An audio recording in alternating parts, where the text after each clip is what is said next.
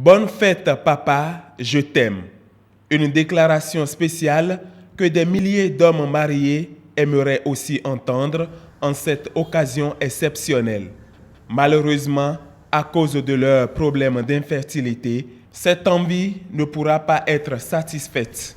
J'ai un ami qui avait eu un enfant, il s'est remarié et pendant des mois, il n'a pas pu enceinter sa femme. On a fait les bilans et les bilans ont révélé que c'est une infertilité secondaire. Les infertilités masculines secondaires sont celles au cours desquelles le monsieur a déjà eu à enceinter une femme dans sa vie et actuellement n'a pas été capable d'enceinte. Alors que dans l'infertilité masculine primaire, il n'a jamais été auteur d'une grossesse. Le second cas dans lequel l'homme est incapable du tout de faire des enfants s'appelle la stérilité.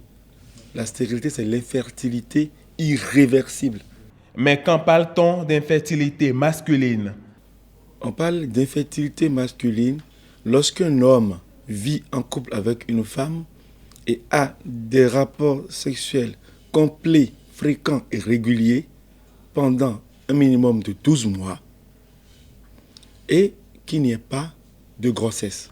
Au Bénin, 10 à 15% des couples posent un problème de fertilité et environ 10% des hommes mariés sont infertiles. Les causes du mal sont nombreuses. Il y a des causes avec lesquelles le malade naît, des causes congénitales, des malformations. Il y a des infections négligées des testicules.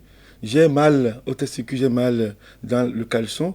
Je néglige, je vais prendre des médicaments, des anti-inflammatoires dans la rue pour calmer la douleur. Je ne me fais pas soigner. L'infection peut détruire le testicule. On a des cas de port de tenue trop serrée. Les patients qui portent des tenues trop serrées donnent beaucoup de chaleur aux testicules. Or, les testicules, l'usine pour être fonctionnelle doit être à une température un peu plus basse que celle du corps. Voilà pourquoi l'enveloppe dans laquelle on les a déposés s'éloigne du corps lorsque il fait chaud. Et lorsqu'il fait froid, il y a des muscles qu'on appelle le crémaster qui vont se contracter pour rapprocher les testicules du corps afin que la température de l'usine soit toujours à une valeur normale pour favoriser le bon développement. Il faut dire ceux qui pratiquent la masturbation à outrance, ils finissent par déprogrammer l'usine, ce qui va faire que plus tard, on ne trouve pas du tout, même pas un seul spermatozoïde dans leur sperme.